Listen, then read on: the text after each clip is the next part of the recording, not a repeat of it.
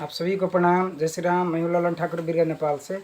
आज के इस वीडियो में हम लोग सीखेंगे, समझेंगे, पढ़ेंगे नॉन प्रॉफिट ऑर्गेनाइजेशन के बारे में पढ़ेंगे। नॉन प्रॉफिट ऑर्गेनाइजेशन चैप्टर का नाम है, उसी में से हम लोग पढ़ेंगे आज।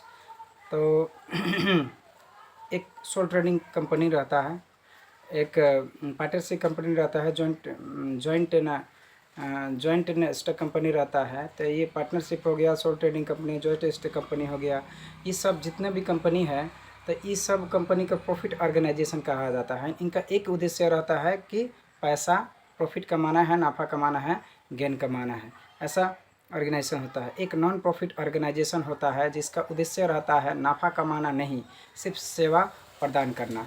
लेकिन सेवा प्रदान करने के क्रम में कुछ डे टू डे जो एक्सपेंसेस होता है, तो उसको मेंटेन करने के लिए कुछ subscription, yearly subscription, monthly subscription रखा जाता है, जिससे है ना डे टू डे एक्सपेंसेस हम लोग मेंटेन कर सके। जैसे कोई भी ऑर्गेनाइजेशन हो, प्रॉफिट और नॉन प्रॉफिट ऑर्गेनाइजेशन, उसमें काम करने के लिए स्टाफ चाहिए, उसको सैलरी देना पड़ेगा। अगर ऑर्गेनाइजेशन रेंट में है, भाड़ा में है, तो उसको आपको रूम रेंट देना पड़ेगा, ऑर्गेनाइजेशन का रेंट देना पड़ेगा।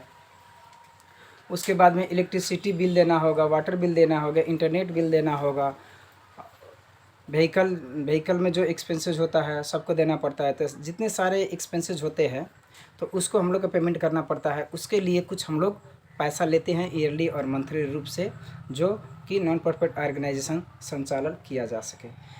तो नॉन प्रॉफिट ऑर्गेनाइजेशन के एक ही उद्देश्य है, लोगों को सेवा करना, मदद करना।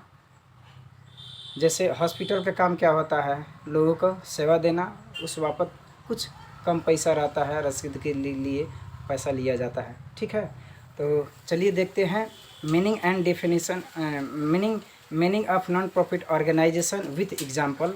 हम लोग एग्जांपल के साथ हम लोग देखते हैं। ठीक है,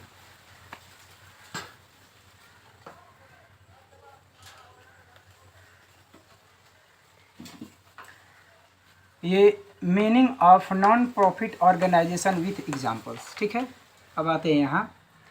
द ऑर्गेनाइजेशंस इस्टेब्लिश्ड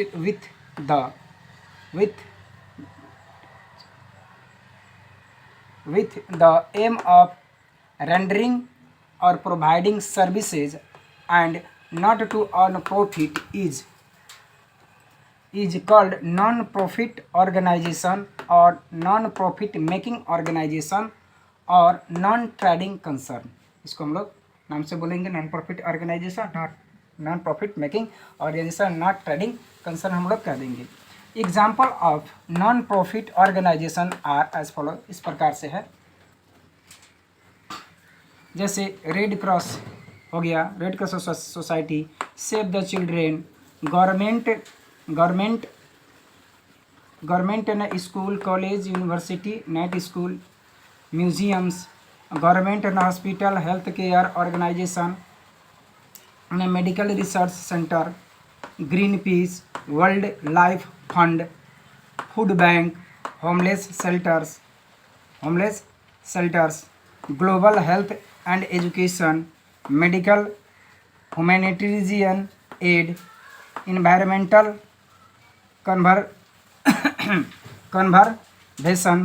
कंजर्वेशन,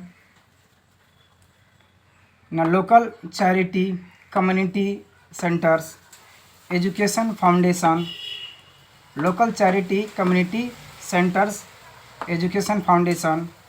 उसके बाद में मैती नेपाल हो गया, टीच फॉर नेपाल हो गया, नेपाल रेड क्रॉस सोसाइटी हो गया, वर्ल्ड लाइफ फंड नेपाल हो गया, चिल्ड्रेन वर्कर्स इन नेपाल हो गया, नेपाल यूथ फाउंडेशन हो गया, और हम लोग देख सकते हैं Nepal water for health foundation, rural women's network Nepal, Paras Nepal.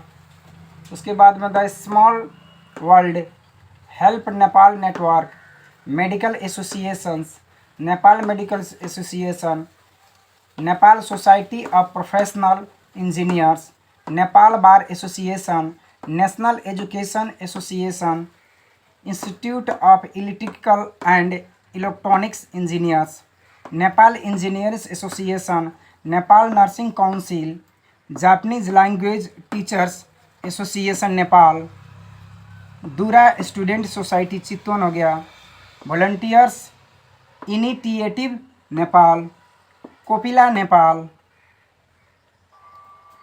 Adventist development and relief agency Nepal. इसी तरीक़े से है international centre for integrated mountain development,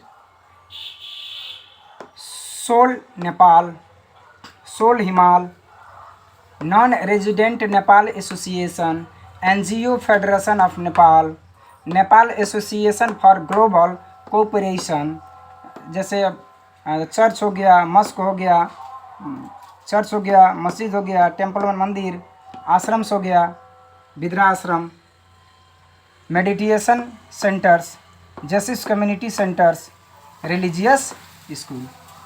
ऐसे ही हम लोग एग्जाम्पल ले सकते हैं। ठीक है, तो इस तरीक़ा से इस वीडियो में इतना ही। फिर मिलेंगे दूसरे वीडियो में, तब तक के लिए पढ़ते रहिए, खुश रहिए। अगर वीडियो अच्छा लगे तो लाइक कर सकते हैं, शेयर कर सकते हैं, चैनल को सब्सक्राइब कर सकते हैं, बेल आइकन दबाना ना भूलें ताकि कोई भी वीडियो अपलोड हो तो सबसे पहले आपके पास पहुँचे। वीडियो देखने के लिए आप सभी को बहुत बहुत धन्यवाद। तब तक के लिए जय नेपाल।